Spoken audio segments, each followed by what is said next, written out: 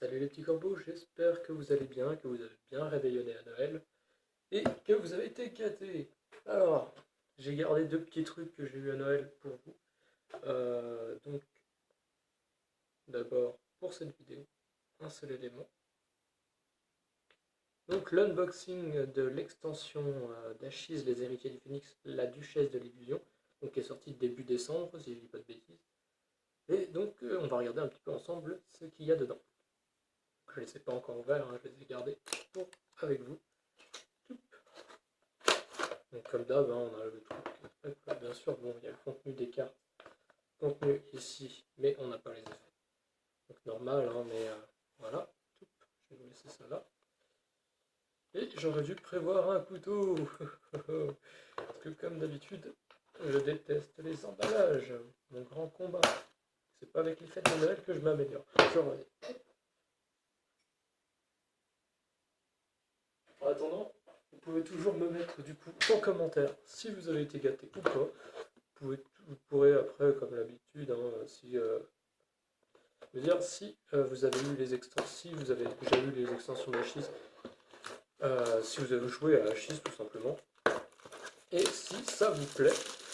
Je sais que certains des gens qui me suivent sur Facebook jouent à Achise, que d'autres y ont joué avec moi, donc c'est assez sympa. Bien sûr, là, si vous ne pouvez pas prendre les decks de base comme ça, à moins de connaître quelqu'un qui a la boîte de base, extension, parce qu'il vous faut les dés pour jouer. Les dés qui sont contenus uniquement pour l'instant dans la boîte de base. Je pense qu'ils prévoiront quand même un jour de nous mettre du coup les différentes des sets de dés en vente comme ça, ce qui pourrait être vachement pratique pour les gens qui n'ont pas spécialement envie de mettre masse d'argent dans l'extension, enfin dans la boîte de base, et se concentrer seulement sur l'extension. Donc déjà l'héroïne, donc l'héritière plutôt. Donc voilà, avec un ordre plutôt sympathique. Donc il s'appelle Victoria Feu de Verre, donc qui a une arène de 5, un grimoire de 4, 18 PV, et qui a un pouvoir donc, qui s'appelle Source de l'ombre pour une action secondaire, un dé neutre et un loup. Donc c'est de la magie, c'est un dé d'illusion. On peut choisir 2 dés de notre réserve inactive et de les placer dans notre réserve active sur la face de notre choix, ce qui est plutôt sympathique. Donc voilà l'héritier. Ensuite, on va avoir en x3 invoquer Esprit de l'ombre. Donc c'est un sort préparatoire, ça se place dans le grimoire. Et donc pour une action principale, un dé de base et un loup, on place une invocation, donc Esprit de l'ombre, dans notre arène. Donc ça en x3. Ensuite, en x3 encore, invoquer Molosse de l'ombre. Donc c'est encore un sort préparatoire qui se place dans le grimoire, donc, qui sert donc, à une invocation. Donc là, ça va être pour une action principale, un dé de base, symbole de base, et 3 cailloux. Donc c'est des... Je crois que c'est les dés de nature. Non, les natures, c'est la grenouille. Je sais plus. Ça fait longtemps que j'ai pas joué, donc voilà. Ça va être l'occasion pour moi de m'y remettre. Et donc on place une invocation Molosse de l'ombre dans l'arène. Si on concentre le sort, on peut infliger un dégât à une unité ciblée. Et si on concentre une deuxième fois, on peut infliger un dégât à une autre unité. Donc voilà, on peut infliger deux dégâts plutôt à une unité ciblée. Il n'y avait pas de concentration sur l'autre. Donc voilà. Ensuite, en x3 également, un autre sort préparatoire qui se passe dans le grimoire, une porte secrète pour un coup d'une action principale, d'un caillou et d'un symbole de base. Pourquoi j'ai dit un symbole de base tout à l'heure? Non, c'est pas un symbole de base, je suis bête. C'est pour les deux hein, d'ailleurs, hein, c'est pas un symbole de base. Et pareil, pour ici, c'est un jeton d'épuisement, je suis à la ramasse. Autant je vous dis que j'ai pas joué à la Chise. Donc voilà. Donc là, c'est pour vraiment pour du coup un caillou, une action principale et un symbole de base. Donc après qu'un sort réactif a été joué et que ses effets ont été résolus, vous pouvez placer un jeton d'épuisement sur ce sort pour piocher une carte, ou défausser cette carte pour prendre le sort réactif joué de la défausse de son propriétaire et le mettre dans la main de ce dernier. En gros, si vous jouez un sort réactif, on peut mettre, ou votre adversaire, vous pouvez, par exemple, si votre adversaire joue vous pouvez mettre un jeton dessus, épuisement et piocher. Mais vous pouvez également, si c'est vous qui jouez un sort réactif, vous pouvez défausser cette carte et récupérer du coup le sort réactif dans votre main. Parce que si vous le faites pour votre adversaire, bah, ça peut lui redonner un avantage conséquent. Ensuite, en x3 également, un sort préparatoire qui coûte une action principale à activer, enfin à placer, pardon, et ensuite une action secondaire, un jeton épuisement et un caillou pour l'activation, et du coup ça nous permet de choisir une unité ciblée, et elle acquiert une capacité particulière, donc c'est ce qui est dans le cadre jaune, donc ça sera inépuisable. Euh, on peut détruire une unité si elle subit des dégâts d'attaque ou de contre-attaque de la part d'une autre unité. Donc par exemple, hop, vous placez, vous dites bah, j'active ça, vous le placez sur l'unité adverse, vous lui infligez des dégâts via un sort par exemple, ou par l'entrée d'un allié sur le terrain, et bien cette carte est automatiquement détruite. Enfin, non, il faut que ça soit une attaque quand même, pas par un effet. Donc, ou un sort, donc ça ne marchera pas, donc c'est uniquement une attaque ou une contre-attaque. Pardon, autant pour moi. Ça m'apprendra à dire des bêtises. En même temps, on est en fin d'année, il fait nuit, pas spécialement. Hein. Ensuite, x3 également, cycle illusoire, donc c'est un sort d'action qui se place directement dans la défausse après activation. Donc ça coûte une action principale. On choisit un dé d'illusion dans notre réserve active, inactive, pardon, et on place dans la réserve active sur la face de notre choix, et ensuite on mélange cette carte à notre pioche. Donc bon, on la défausse pour l'activation ainsi que l'action principale, et elle retourne dans notre deck. Ce qui n'est pas plus mal contre certains decks. Coucou violoniste, coucou ouais, la violoniste enchantée, la chouette, tout ça, tout ça. Donc voilà, c'était en x3. Ensuite, x3 également, le bouclier à particules, donc qui coûte un symbole de base à placer. Et vous pouvez jouer ce sort lorsqu'une unité que vous contrôlez subirait au moins un dégât. Ce sort peut être joué même si vous avez déjà joué des sorts réactifs ce tour-ci. Empêchez un dégât sur cette unité, mélangez cette carte dans votre pioche. Donc c'est pas mal, hein, ça nous permet de protéger, d'enlever au moins un dégât sur une unité, et derrière ça repart dans la pioche, du coup c'est plutôt cool.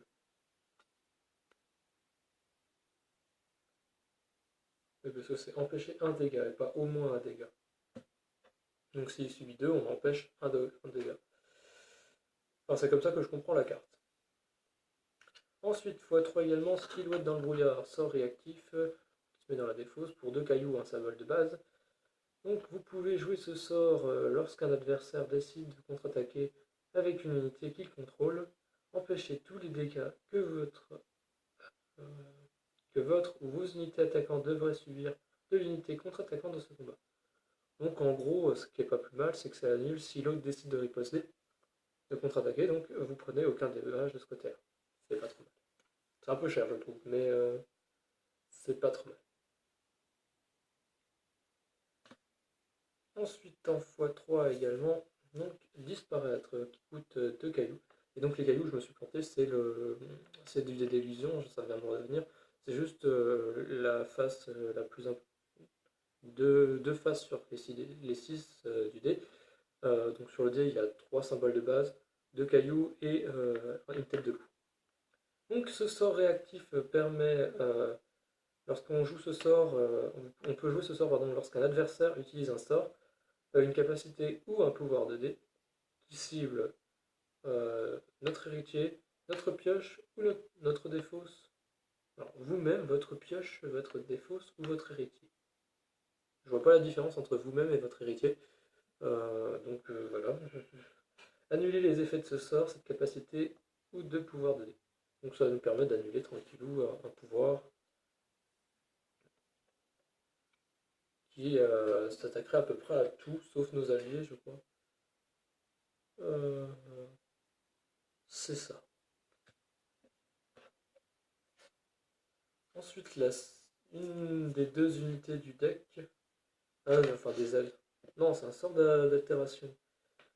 Autant pour moi. Top. Je me disais bien, il n'y a qu'un seul allié dans le deck. De ce que j'ai lu derrière, parce qu'il n'y a pas les caractéristiques, mais au nom on voit à quoi ça peut correspondre. Donc là, inversion corporelle, donc en x3, pour une action principale et deux symboles cailloux. Euh, Ce sort donc, ne peut être lié qu'à une unité à laquelle un sort. Donc on ne peut pas mettre deux inversions corporelles sur la même unité, tout simplement.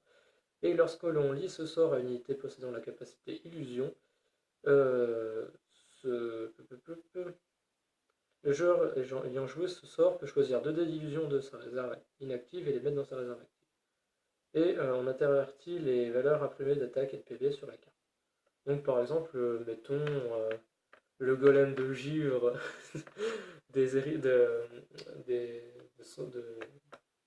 géants de Gibraltar, extension là, si on.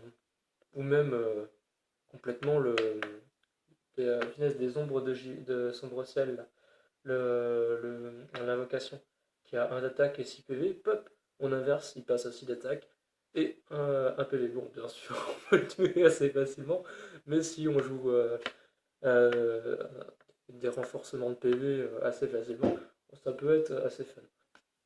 D'ailleurs, je pense que c'est un truc que je ferai un jour si je dois me remonter un deck. Donc c'était en x3. Ensuite, donc, l'allié, le seul allié du deck.